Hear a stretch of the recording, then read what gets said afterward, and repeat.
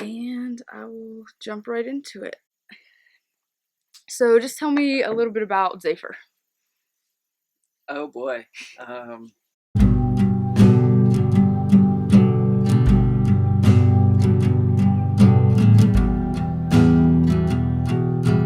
Zafer was our oldest son, and he was very into sports and fashion.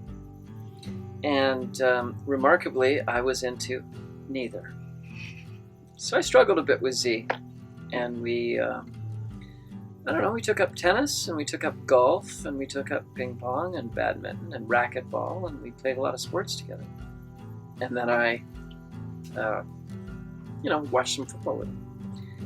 So he was he played fantasy football league and was quite into it. So I would sometimes go along. We don't have a television, so we would go off to the brewery or off to Buffalo Wild Wings or something like that, and he would give me the backstory on all the players. I would take him to one football game a year down in Charlotte with usually a car full of friends.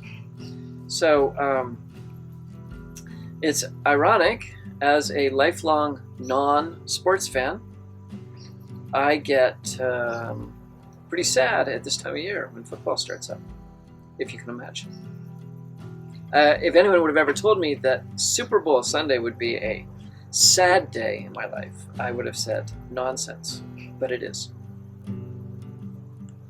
Like, it does get better, and it's really sad that it gets better. That's one thing that makes me really sad, is that I'm not as sad, because I've just come to a certain place with it, and I think of him every day, and he's still very much like by my side. Yeah, he's still with me. We're just in a better place. I'm not as. Yeah, and that's a great question, because our culture thinks that grief is something that you get over in a year or whatever the time frame is, and that's not true. You never get over it. You start to learn how to deal with it, and grief becomes a skill and something that you live with every day. And people need to understand that if they've never gone through it, to really give people a break. And we're completely different people than we were before Zafer left the planet. Oh, well, I think education would be good, and I think real education. So the idea of saying don't do drugs, of course, is a losing battle. I mean, the war on drugs was lost before it was started. I mean, we never actually win wars on verbs, or nouns. No, wars on nouns. You don't win wars on poverty or drugs or anything. You just basically are doomed before you start. I would say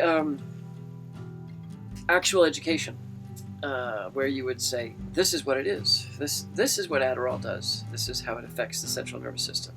This is the part of the brain that it impacts, and these are the pathways, and this is why it makes you feel like this. This is why you are focused. This is why you're not hungry. This is why you can't sleep.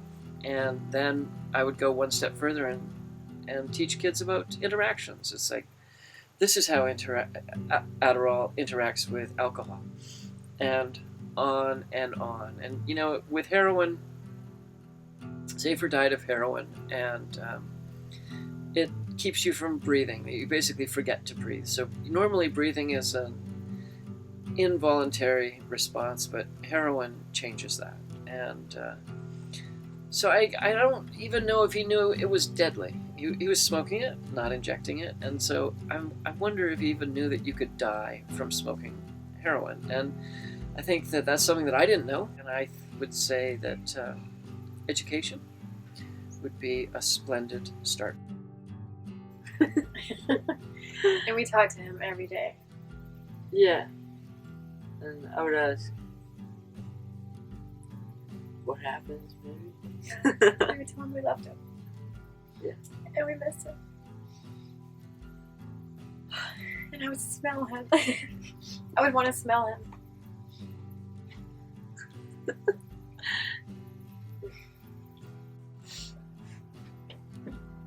Well, I think he had a good run. He was a big connector in our family, and I'd rather have 19 years with Z than an eternity with some of the rotten children that I've met. So, there. That's a horrible, mean thing to end on. But I was glad that he passed through our lives, certainly. She was such a happy baby. Every morning I would go in and say, "Good morning, sunshine." She'd just smile and she'd drop her head. She'd look up again and just smile. And so really from the very beginning, that's who she was. She was happy and sunny. She was just a happy child. She, always smiling, always wanting everyone else to be happy.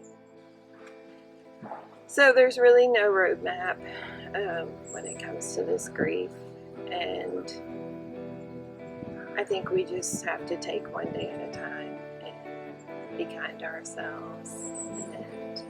And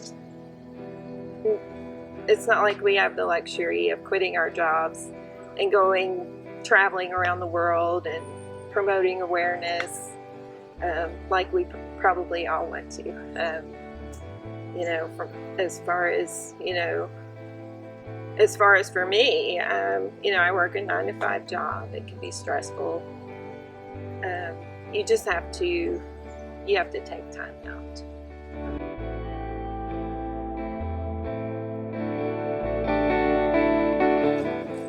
So one way we like to celebrate Laura is by letting off wish lanterns.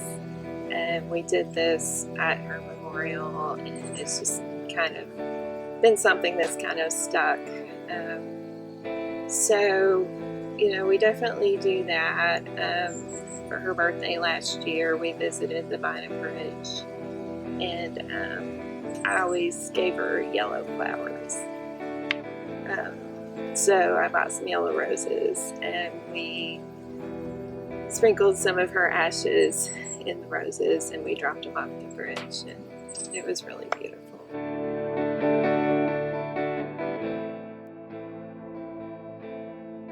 Boone loved to skateboard. He loved to dirt bike. He loved to eat at my mom's house. He loved country cooking. Anything fast he liked, like to go fast in cars. Anything a little bit dangerous.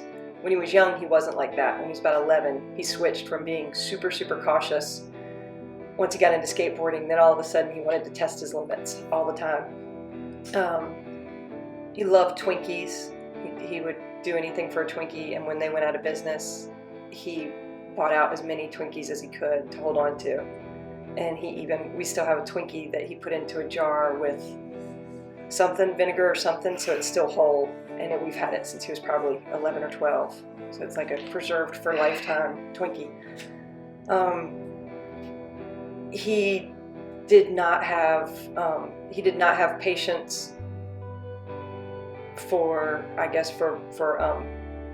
people that would show off, kind of. He didn't think there was a big need for that. I guess at the time, we as parents were thinking we were doing everything as best we could and it was right. And after he was gone, there's been a lot of stuff back and forth where I feel like, oh, I should have done this, and if I'd only thought about it that way, and all that sort of thing. So I think one thing is for parents and siblings and everybody to realize when you do something for somebody you love, you're doing it because you think it's the right thing and you don't have the benefit of hindsight.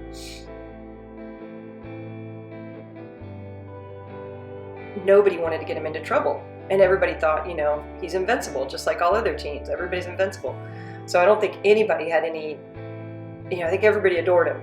I think they just thought he'd be fine. They thought he'd pass out and wake up the next morning and be good to go. If you just call up and say, hey, I've got a friend who they're saying they took this many pills, here's their location. Even if I made the phone call and I was high on heroin, the police couldn't do anything to me.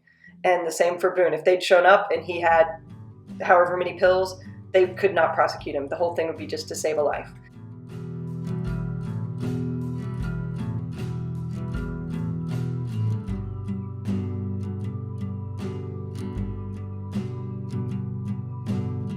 He freaking hung the moon for me, but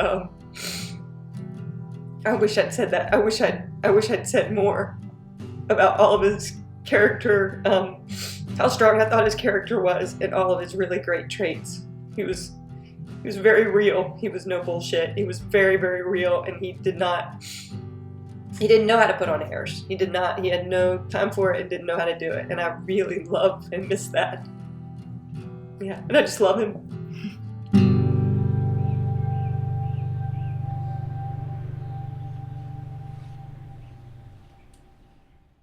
Michelle Guarino. All right, and what are your professions? I am a licensed clinical social worker. So I think, and I've felt this way for a really long time, there's prevention and then there's real prevention. Oftentimes we try to be so correct and so gentle in the delivery of what we think would prevent someone from using drugs that we're really not addressing the topic.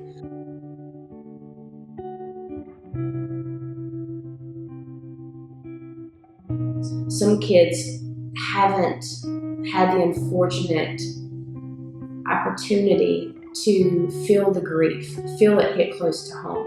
So I think that it's our job as adults and community leaders and community stakeholders to provide programming that may be somewhat out of the box, but it's real, and we provide them an opportunity to say, if you use this, this has a great likelihood of happening. And we may have to call your mom and say that you're deceased.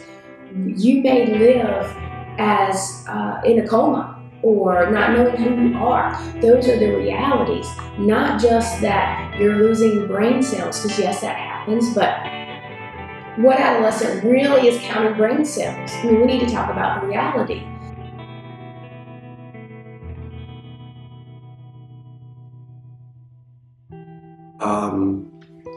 Once again, you know, you had the 80s, you had the cocaine, you had things coming over from Colombia, you had these distribution networks that are in place. But now you have humongous labs that produce this stuff. You have companies that produce this stuff legally, that are meant to be sold legally, but flood the markets.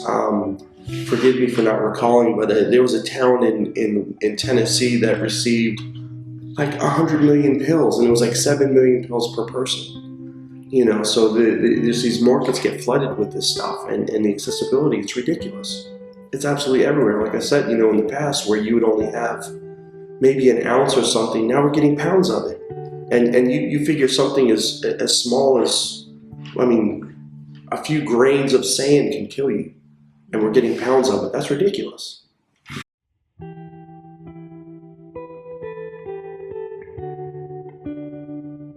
So one thing that I would say to a young person is there are supports out there. If you feel like you can't talk to your parent, you feel like you can't talk to a family member, there's people in this community, there's people in every community. Generally, this is the part where JP and I say, reach out to us. I mean, reach out to us. It's just, you have to find somebody to support you and do it before it's too late. There's people that will help you. There's people that can understand what you're going through and get you on the other side without you experimenting or feeling an escape from something that's unnatural, because that's not going to take it away. That's going to leave you with more vacancy than you started.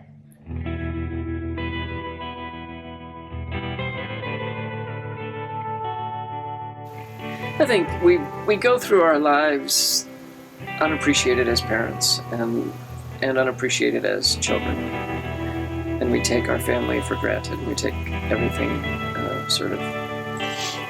we let ourselves be annoyed and take it for granted. And I think, you know, when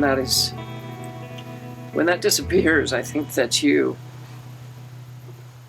have a whole new outlook on what's left.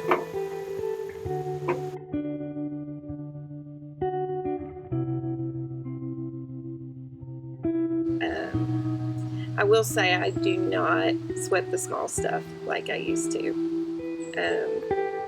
Little things I used to worry about, I just don't even have the capacity now to concern myself with.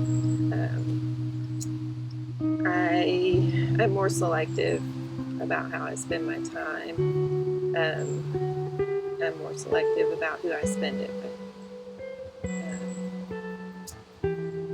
I try to reach out to people more, and I try to be a better listener. And, you know, I feel like I have a stronger sense of community. You know, we have an incredible community, and everyone really showed up for Laura, and they showed up for me as well. And it definitely is something I'll always remember.